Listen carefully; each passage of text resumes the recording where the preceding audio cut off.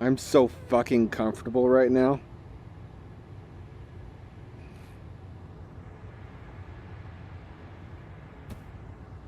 Cozy cozy.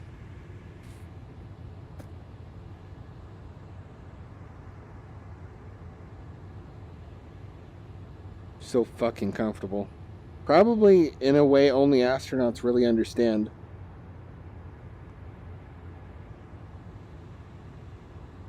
Space comfort.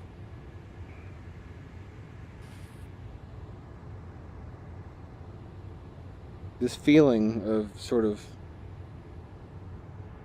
being weightless and cushioned. Like a baby. Like a baby. In some kind of giant technological womb around you. What a sublime feeling.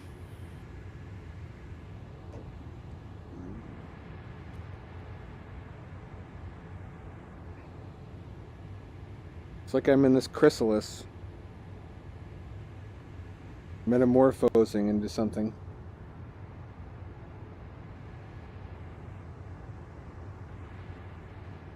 I'll tell you what's not comfortable. This country's direction in manned spaceflight.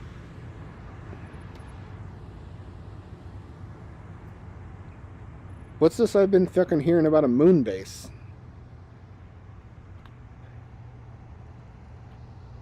I know we were talking about that when Bush was president, and we were doing the Constellation program, which I thought was a solid interplanetary exploration. I wasn't a fan of Bush, but I thought that was a really good, plan. Go to the moon first and then go to Mars. But first establish a cheap humans to ISS capability. And we did the first stage of that. We did the entire first stage of the Constellation program like we were going to continue doing the rest of it. And then Obama became president, and suddenly we're doing this stupid fucking asteroid thing. Obama suddenly wants to go send humans after an asteroid, which completely reorganizes and redirects what NASA was doing until then, which was, they were focused on a lunar mission, and now we're doing a fucking asteroid mission, I guess. Which I guess is kind of valuable, in that we might want to have that data for future asteroid miners, but they can pay for their own fucking research and development. I don't want them doing it on my tax dollar.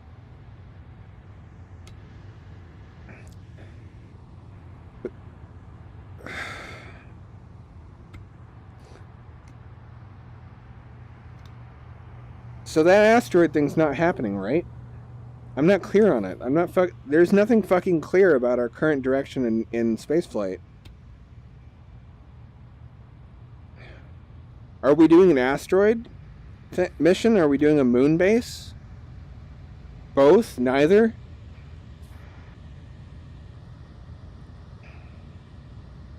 Am I losing my mind?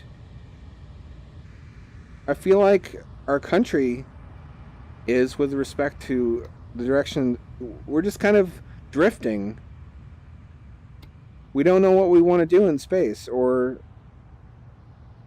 I kind of think Obama did that whole fucking asteroid thing just to waste time and resources, so that no serious money would be spent on a moon base or anything that would be expensive, because he wanted to spend that money on other things during his presidency. That's my conspiracy theory.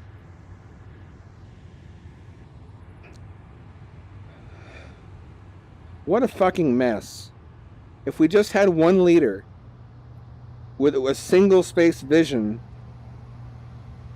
and he didn't have to get reelected, he could just see through the entire duration of the Mars colonization project or whatever, and had total control of government and total control of the funds he needed to make space colonization happen, we'd already be there. We'd be having this discussion on Mars. I would be doing this fucking virtual reality historical bullshit from inside of a Mars colony.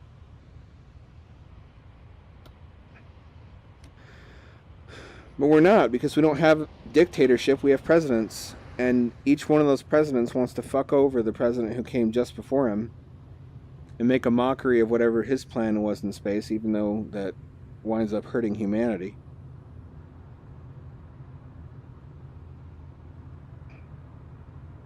I'm done with all this stupid interpresidential shit.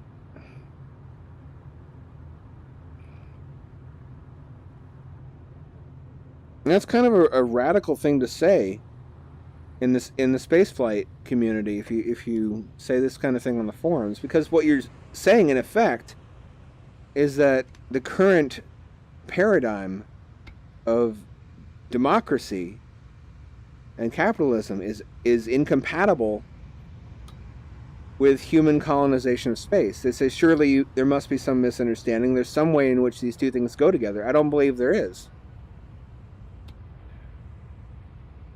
Even ignoring the problem of having one leader wanting to fuck over the leader before him and completely reorganizing everything for every 4 years, there's also the problem of how do you justify the initial outlay of creating a manned colony on Mars.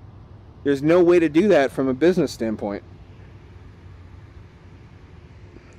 I don't know if you've ever looked into it, but there's really no business case. There's nothing we need to put humans on Mars or in space for at all that we couldn't do with robots. It's just that it's sort of unspoken. We want to survive. We want to be the ones in space, not just robots. The problem is, what are we going to do in space that is profitable enough to pay for all of it? And the answer is nothing. Literally, if gold bricks were stacked up on the moon up to your eyeballs, you could not bring them back to Earth at a profit, even with reusable spacecraft.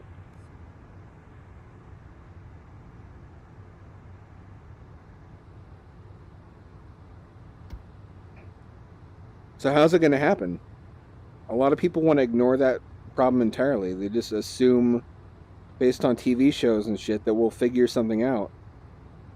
Some kind of business model will appear from the magical free market.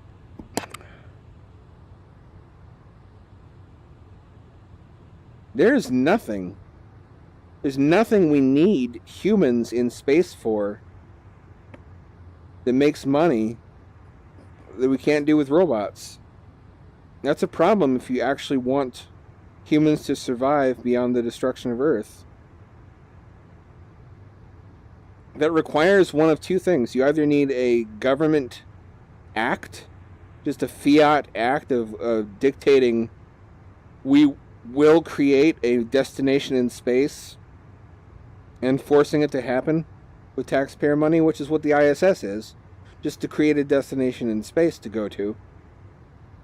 Or you need some kind of religious organization. I mean, can you fucking imagine if the Mormon Church or the Vatican had some theological reason to believe that they needed to have a city on the moon or Mars? Again, we'd already be there right now. Some kind of centralizing dictatorial force needs to just make a space colony happen, even though reason is not going to get there, business is not going to get there.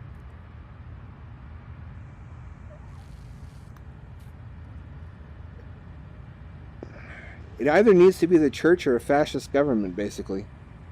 I kind of understand why in Starship Troopers our government was this fascist populist government, because I don't think we could have gotten into space otherwise. I think the last many decades of doing fucking nothing in space are proof of that. The ISS was kind of the only thing we could do that was close enough to Earth that could survive the changes in direction with each new president. Because, we could always bring the humans back down on Soyuz or something.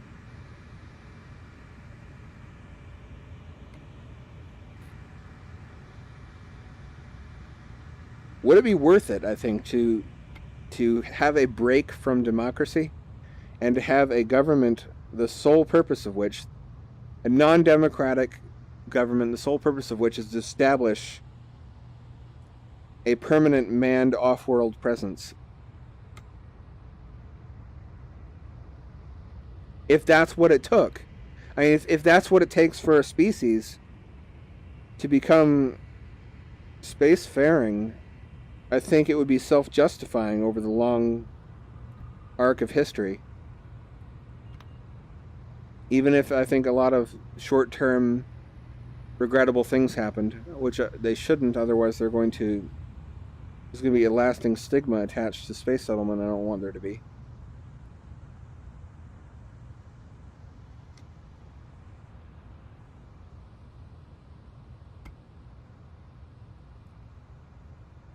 I think that's what it would take, though. I think we'd have to have a sort of... some other movement would have to overtake the government for reasons most people actually care about, but they would have to have as part of their platform that they're going to create a base on Mars, and that's how that would happen. I don't think it's going to happen if we change presidents every 4 years, because manned space settlement requires a longer-term vision that does not change direction radically every 4 years.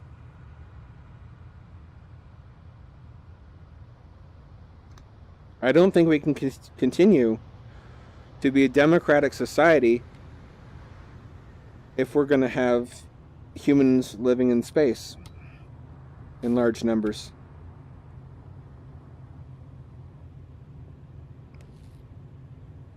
That's to say nothing of the obvious issues of what do you do when you actually have humans there.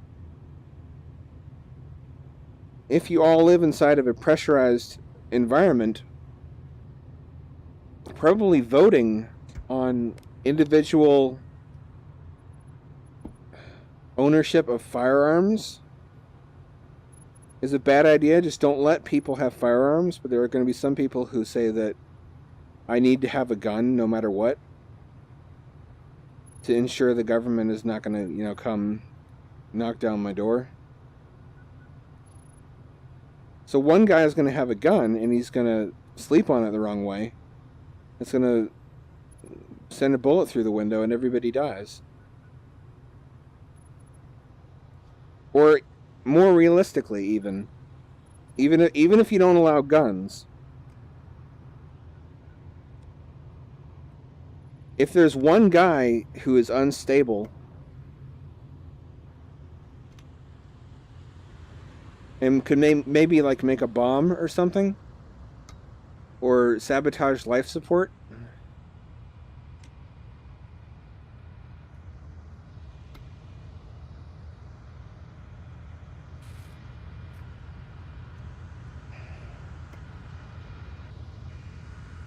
maybe even do short-term things that seem like a good idea, that if you put them to a vote, people would vote for it, but which result in a highly engineered environment with everybody dying. You can't really leave shit to a vote. I don't think the first colonies on the moon or Mars are going to be democratic. I think you could have that luxury if everybody was an educated professional. Everybody would have their voice be heard, but they would agree that there's some obvious correct procedure to follow so that people don't die. You can't really have people voting on whether they're going to consume more than the allotted amount of oxygen needed for everybody to survive, or they're going to eat more food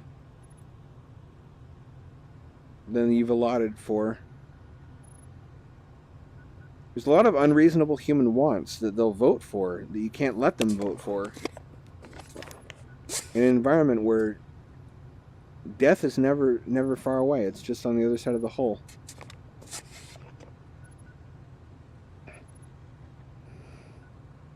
So maybe that's part of how we prepare for totalitarian systems of government that will exist in colonies on the moon and Mars. Maybe the same system of government necessary to create those colonies. I don't know. I just know that the way we're doing it right now is not working.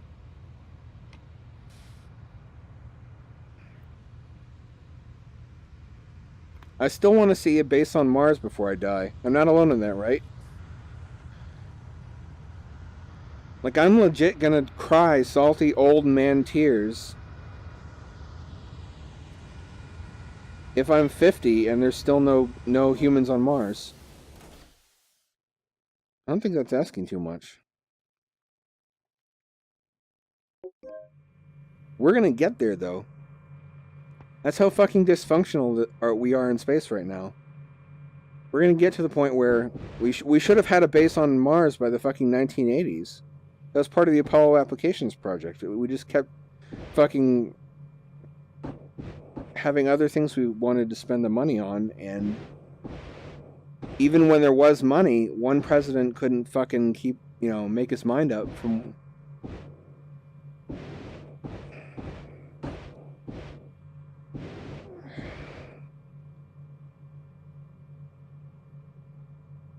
Fuck this shit.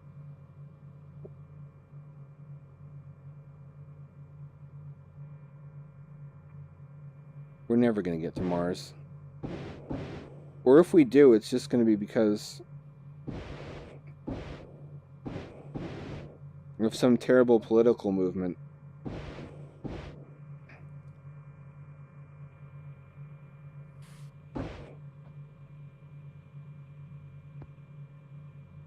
If that's what it fucking takes, though, I would support it.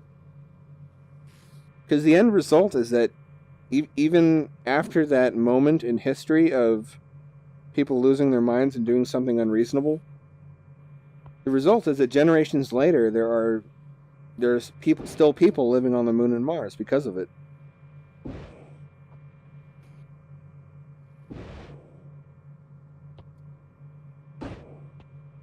So almost there's no conceivable action of a fascist government that exists for the sole purpose of...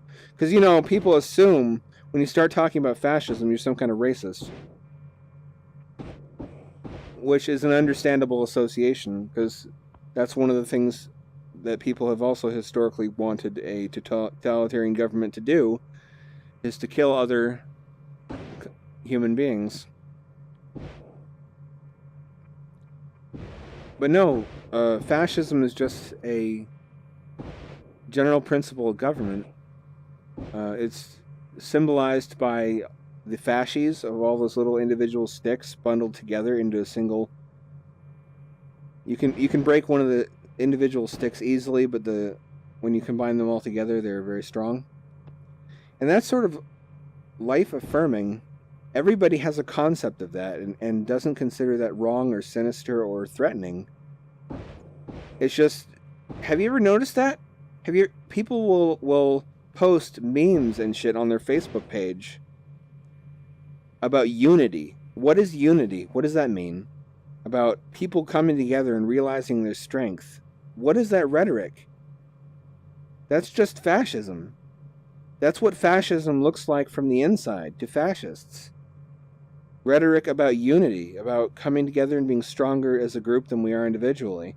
It's just, they don't want you to see it that way. They don't want you to see what you're inside of when they use rhetoric like that.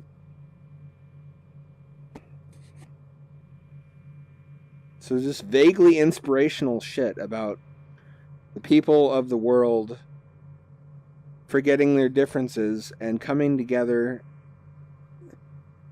It's always, of course, going to happen under their ideology. People will come together and forget that they have different religions and we'll all be Christians. Or we'll forget about our different ideas of economics, and their utopian concept will have fixed the world magically somehow. People are often mentally children. Try challenging one of them on that sometime. when they call for unity, be like, what is that? What does unity mean?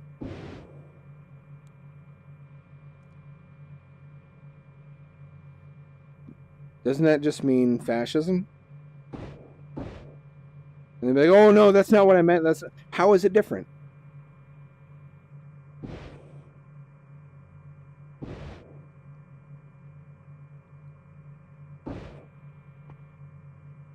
That's why fascism takes off in a lot of cases. It speaks to a lot of core fundamental principles that are true, such as that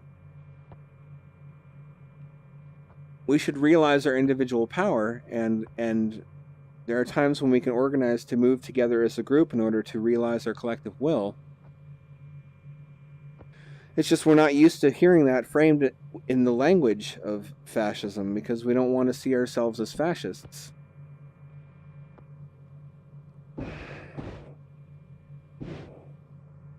But that's what that sort of thought is. So I've always kind of had a problem with Star Trek because the Federation is fascist, very obviously. We're not really communist. People don't work, so it's not a full employment communist utopia. People who have transporters and replicators and things like that kind of... The technology existed to do a lot of the stuff that Marx wanted that couldn't be done at the time. But they're fascists. Don't make no mistake about it. You can see this clearly in the newer films too. Although the fact that they all literally were wearing shiny jackboots from season 1 should have been the red flag. That's the kind of organization that it takes for human beings to create a permanent settlement in space and then to govern it in a survivable way.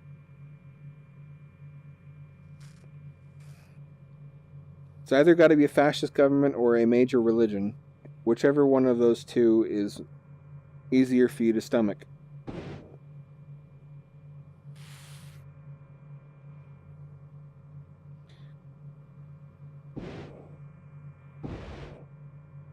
Still fucking blows my mind anybody thinks the world is flat.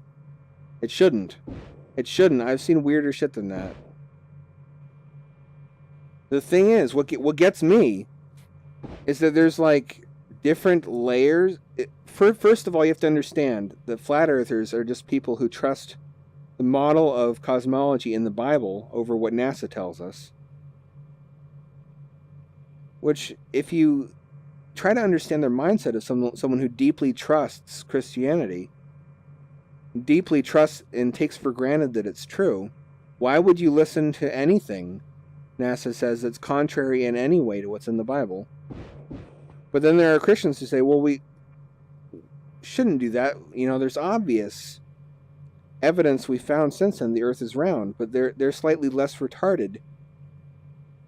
They can look down on the flat earth creationists and realize that those people are dumber than they are. And then there's a layer on top of that of Christians who are, you know, they understand the earth is round, but they still think it was created over the span of 6 days, less than 10,000 years ago, if I understand that right. And they think, you know, we're not, you know, we can see that this flat earth model is wrong. That's stupid, obviously, but, you know, we have good reasons for our belief that everything was created over 6 days a couple thousand years ago. Then there's another layer of Christians on top of that, which says, no, they're retarded too. We're the Christians who accept evolution, and we understand that, you know, they're just fucking brain damaged and wrong. And the layer underneath them of the flat earth creationists are especially retarded. They're like double hardcore stone cold retarded times infinity. But the thing is, how can the Christians who accept evolution not realize that they are also retarded? Because they're looking down on the creationists, who are themselves looking down on the flat earthers, each of them thinking, look how retarded that guy is.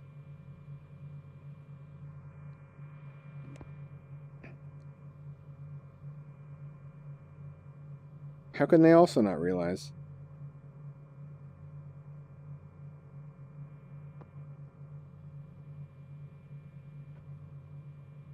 How can any of us not realize?